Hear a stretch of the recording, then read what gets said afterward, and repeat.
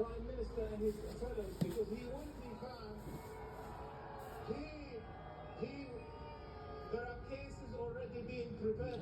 Why the but? You agreeing to Israel committing war crimes means you are guilty as well. We are here today again to stand with the Palestinian people in what is an absolutely atrocious attack by Israel against 2.3 million You're so excited. people in Gaza Hmm? who are overwhelming. Why are you so excited? Ow! Civilians. The Israeli government Why? has decided to sponsor its own Why? humanitarian crisis. What are you doing? Access to fuel.